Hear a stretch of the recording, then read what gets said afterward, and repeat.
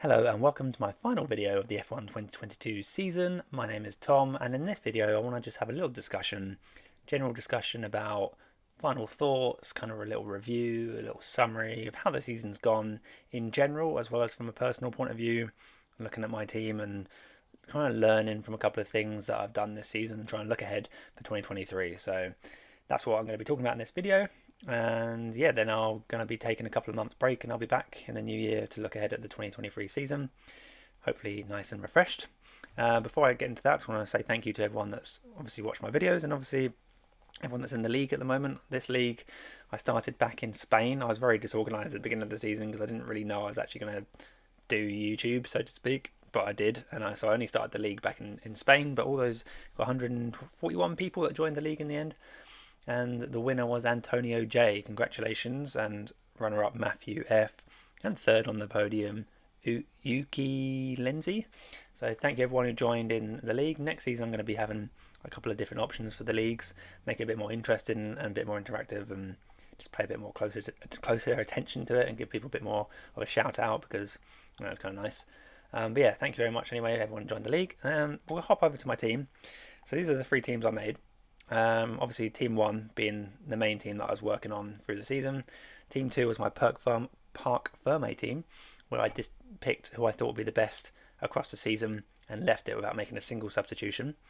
Kind of interesting to see how they did. And then team 3 is just, I have not paid attention to them for about 6 months. They're like a sub 15 million bracket that I just thought I'd just try out for fun, but I kind of ignored them. Yeah, so the main focus for me, or the only real focus, was the big boys, team number 1. And I want to start by saying, yeah, I went into Abu Dhabi on this bit of a punt. You can see the team I've got here it didn't do well, 138 points. I think it was 74 points lost by going for this team over the team that I was about to. 5 minutes before the deadline, I changed my mind. I wanted to go for this big punt, take this risk on Mercedes and hoping that Ferrari would fail and I'd jump in the top 1K and it'd be all dramatic and I'd be a masterclass. But the reality is I knew there was a big risk on going with this team. And this is one of the lessons I want to learn going into next season, is when to take the right risks, when to, knowing when to take a bit of a gamble and knowing when, the time for a gamble has gone. And I think that the time for a gamble when it came to Abu Dhabi for me had gone. It had passed me by in the last couple of weeks when Mercedes had absolutely smashed it, and they looked good in COTA, they did really well in Mexico, and they smashed it in Brazil. Those were the opportunities for me to really do a bit of differential and leave Ferrari away from my team, and that was the chance for me to actually push through the rankings. And then I didn't take those chances, felt a bit regretful about it, and then I got to Abu Dhabi and I was like, I need to do something different. I'm desperate to do something different to try and jump me into the top 1,000, even if it means making a suboptimal team. And I went with this team. I left the Ferraris out when naturally they had one of the best results of the season. Hamilton DNF'd the first mechanical failure, and Alonso was another failure for him. Alpine, painful. And that's another thing I'm going to be talking about in a minute, is reliability. It's been a big talking point this season. For me, a lesson for the last few weeks is having the confidence to take that gamble at the right time and not just sort of waiting and looking back and regretting and then making a mistake by trying to make a gamble when it's just not there. That's what I think's happened for me in Abu Dhabi. And although at the deadline going into Abu Dhabi, I was happy with my decision, and I'm still kind of happy that I went for it. The truth is, I kind of boxed myself in and cornered myself into that decision by not taking the gamble at the right time, which was earlier on the previous couple of races. So ultimately, it was a mistake that was over the course of a period of weeks, which culminated in me going for the wrong team in Abu Dhabi. And yeah, it dropped me down almost 2,000 places, which in the grand scheme of things isn't that, big a deal. So I finished the season 3.75k, where I was 2k going into Abu Dhabi. And that 74 points lost on this team compared to the team I was going with the Ferraris probably would have left me around 1.5k, I would guess. But yeah, anyway, 3.7k is fine. I'm more than happy with that. Getting the top 10k is kind of my rough goal.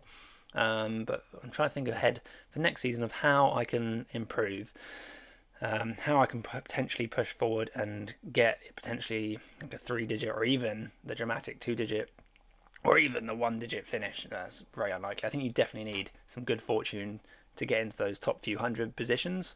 But as well as I think there's definitely a lot of analysis and skill that goes into this game, but I do think a little bit of fortune, could go your way. I think in order to get into like the top 1,000, top 100, or whatever you want to, realistically or unrealistically aim for, I think you definitely do need some good fortune. And I think I've been a little bit, I don't know if it's unfortunate or just a bit stubborn, particularly with someone like Alonso. You can think about Alonso, he's had a lot of DNFs. I think he's failed to finish in the last 4 out of the last 7 races, which is kind of extreme. But he's promised so much and he looks so strong, and when he does finish the race, he does so well. It's just really frustrating that he's had so many mechanical failures, water leaks and engine failures and all sorts of things. And then on the other side of the garage, Ocon's just kind of got away with it and not really had too many issues. Only had a couple of DNFs, I believe. It's just really frustrating in that respect. So maybe if we can just get a little bit more fortunate, then maybe we'll get the rub of the green next season. But yeah, it's kind of interesting that Alonso, despite all those DNFs, only finished roughly 50 points behind Ocon in terms of fantasy points. So, but yeah, that kind of brings me on to the reliability issue of what I've seen this season. And this is like one of my favourite columns. I've brought it up before. This is like the season totals now of positions, points from positions gained and lost, which is a big part of F1 fantasy. You get lots of points for climbing those positions from your qualifying rank, and you're going to lose a lot of points for falling back from where you qualify. So if you've got a good race car, but you don't qualify particularly well, that's good for F1 fantasy because you're going to claim those points, particularly with the lower budget drivers. If you qualify well and then you drop back, that's painful for F1 fantasy. That's a big, that's something that's become really, really obviously apparent to me this season, where I knew it sort of in the background of my mind that that's kind of how the game worked, but it's really, really vivid now I've got this column, which I find really interesting. So we look at like Stroll and Vettel, the Aston Martins. They've sucked at qualifying basically all year. They have got a little bit stronger towards the end of the season, but yeah, they've just not been good. They've not been good over one lap, but they've been very reliable. And this is the key theme, probably more than anything that I've picked out this season, is that reliability is king. And going into 2023, I'm going to be paying a lot more attention, putting a lot more weight on those reliable cars. The Aston Martins this season have just been fantastic picks, particularly Lance Stroll. Look at Stroll, 127. He's just streaks ahead. He doesn't qualify well. We know he's got a bad record in qualifying. He goes out in Q1 a lot. But the Aston Martin's race pace is fairly decent. They're very reliable. And Stroll, despite a lot of criticism he does get, and he has had a couple of dodgy little moves, particularly in the last few weeks, which he's had a lot of criticism for. But in general, I think Stroll has actually proven to be a pretty strong driver this year. Very reliable and definitely a very good F1 fantasy asset, and someone I'll be keeping an eye on going into next season, depending on the prices. Obviously, we don't know what the prices are going to be like. But yeah, it's going to be really interesting. And I think the reliability is key going into next season. That brings me on to looking at Mercedes. Mercedes have actually, if we go up to the constructors, we can see the Mercedes have actually outscored the Ferraris in total. So Mercedes scored a total of 1,101 points compared to the Ferrari, a little bit behind, 1,043 points.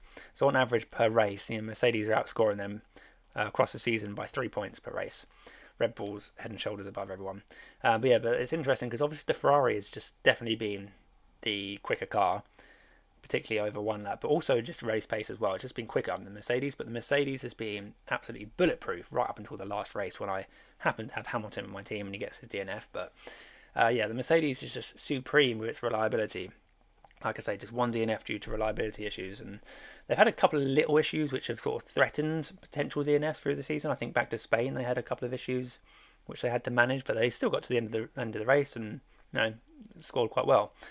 So yeah, going into next season, I think Mercedes, they're definitely on the ascendancy in these last few weeks. And I think with the winter break, the extra time in the wind tunnel that they're going to get because they finished third in the constructors, they've got that extra time, and they're gonna. I think they're really going to come out strong out of the blocks in 2023, and with a faster car, a lot better than the W13 that's just been kind of miserable for poor old Lewis. Russell's done all right, but still not spectacular. For where Mercedes want to be, and I think going into 2023, I think Mercedes are going to be big on my radar, and I really hope that they're priced appropriately. We don't want them being massively overpriced or underpriced, and that goes for everyone. I'm going to get onto the prices in a minute, but I think, going into next year, Mercedes, with that supreme reliability and that hopeful extra pace, are going to be hot on my radar because I want to be focused in on that reliable cars. And I think I'm going to probably prioritise that potentially even more than performance, because although the Ferraris have been really strong, they do spike good results, but the frustrations and the stress of dealing with poor reliability cars. I talk about Alonso, talk about the Ferraris. It's just been painful, to be honest. And next year I just don't want to deal with that, and I want to stick with the reliable cars and just get those consistent points. Like Mr. Russell, he's been super consistent. He scored 656 points compared to Leclerc 667. So only 11 points fewer than Charles Leclerc. And Leclerc's been literally sticking it on pole, winning races, but because of the reliability, Russell's actually only just a tiny fraction behind him. So I think reliability next year is going to be a big factor for me. Another big theme from this entire season is the prices and the price changes. And I've talked extensively about this earlier on in the season, but we all know there was this infamous Hackerman. He came in, I think, on week 3, the week after I did my wildcard. Thanks for that. Hackerman came in and he just shuffled around the prices because he was using bot accounts to buy and sell assets as he wanted, bumping prices up, dropping prices down, and it was a real minefield trying to get a good budget, particularly at the beginning of the season, and right through until like the summer break. And that's when PlayOn took over without communicating anything to us, as is their constant way of doing things. PlayOn just don't communicate, and then they took over in the summer break, and they've been manually adjusting prices. They were surging some people and plummeting other people, and in the last few weeks they've been manually adjusting immediately after races the prices. So people have been shooting up like 1 million overnight and dropping like 500,000 or whatever. And this way of doing price changes doesn't match what goes on in the actual rules, and I've hated it. Honestly, it's been stressful and frustrating, and the lack of communication has been painful. And I really, really hope that next year everyone's appropriately priced. I think it does stem, apart from the fact that there was Hackerman and PlayOn who haven't organised it particularly well, I think it stems a lot from the prices at the very beginning of the season were inappropriate. And I think that probably stems from PlayOn. And to be fair, everyone didn't really know exactly how strong everyone was going to be. And they overpriced people like Lewis Hamilton, George Russell, and they massively underpriced people like Perez and the 2 Ferraris. And as a result of that, the prices, we got away with a strong template team where we could turbo drive the likes of Leclerc and Perez for most of the season. And I think as a result of that, we've sort of benefited from that. But I'm hoping next season that the prices will be a lot more interesting, a lot more accurate, and then we can get the turbo driver onto those lesser assets. That makes it a lot more interesting. You're going to get a lot more variety. I'm looking forward to that, and I really hope that PlayOn or whoever it is that take charge of F1 Fantasy in 2023 really get their act together. Just a teeny little weeny bit of communication would be fantastic. If you're going to change something dramatically, then just a little bit of communication would be fantastic. That's just been a big frustration of mine. Going into 2023, definitely something I'll be paying close attention to is how the prices change, particularly in the first couple of weeks, because we're going to have to adapt really quickly, potentially. One other thing I wanted to have a quick discussion about is the way I've been playing the game, and perhaps how you've been playing the game, because there's this kind of balancing act of being subjective about F1 Fantasy and objective about F1 Fantasy. So what I mean by that is using numbers, not using numbers, looking at statistics and just looking at your gut feeling. I, as an F1 Fantasy manager, get that enjoyment for using a little bit of the numbers and some of the gut and what your instincts are telling you. I like trying to balance them out and then use that, and it's worked pretty well for the last 2 seasons I've been playing this game. Finished 2k and 3.5k. They're good ranks, but I want to try and experiment. This is the beauty of this game. You can try different things and you can tweak the way you play. So going into 2023, I think I want to try and use the numbers a little bit more and weigh them a little bit more heavily in my decisions. And there's a growing number of external websites from F1 Fantasy, Twitter sources, websites like F1 Fantasy Tools that have the predicted points and stuff like that. The F1 Fantasy Tracker, try and use that a little bit more to look at the trends, particularly in sentiments, is really useful. Trying to use these different ways. There's lots of different websites out there. You can just Google F1 Fantasy, whatever, and you'll find these websites. I'm going to try and potentially delve into those a little bit more and look at the numbers a little bit more. As much as I enjoy looking at the subjective side of things, I think it is a very important thing to do as well, because I don't know. I just want to try and just tweak the way I play a little bit and just see how it works, really. I think the only way you're going to improve as a manager is to try different things. And while I could just continue doing the thing I'm doing at the moment and hopefully hit another 10k rank in 2023, I kind of just want to push it just a little bit, just change it a little bit. And I'm not going to do anything drastic, but I just want to change it just a little bit, edge my way into the numbers a little bit more, and just see if that can help advance my rank or not. If I feel like it's not working, I can just stop and just revert back to exactly what I've been doing for the last couple of years and kind of go with that. But yeah, I think definitely pushing the boundaries a little bit on the way you manage your fantasy team helps you to develop. You know, you're going to make mistakes along the way, but making mistakes is exactly how we learn. So I think just trying something just a little bit different might be beneficial for 2023. And that pretty much wraps it up, really. I mean, I could probably talk for the next 6 hours about how the season's gone and ups and downs and everything, but I think just talking about a couple of general themes that have really stuck out in my mind. The main thing for me going into 2023, though, as I've talked about already, is the reliability factor. It's definitely caused me stress this year, having those assets in your team that cause you stress and frustration when they DNF. And I don't know if it's just part of me just doesn't want to deal with that, although that I don't want to have to deal with that, but it's also a fact I think it has a big impact on the points. We've seen it already, the Mercedes outscoring the Ferraris, even though the Mercedes were not as fast as the Ferraris. I think reliability is key, and in 2023 I'm going to be weighing that a lot heavier. But yeah, anyway, that's pretty much what I'm going to say, to be honest, because I don't want to rattle on forever. And I know people's interest in F1 fantasy right now is probably at the lowest point because, you know, the season's finished. So I'm going to take a couple of months off. I'm going to come back. I've got a few ideas to improve my F1 fantasy content. And yeah, we'll see if the little tweak in the way I play, just using the numbers a little bit more maybe, and it's gonna be fun 2023. I'm looking forward to it already, but I'm also looking forward to this break because these videos are great fun, but they're also quite time consuming. And yeah, it'd be good to rest up and come back refreshed for a 24 race season in 2023. So thank you everyone for following my progress this season. It's been good fun. And yeah, I'll catch you in a couple of months. Thanks very much for watching, and bye for now.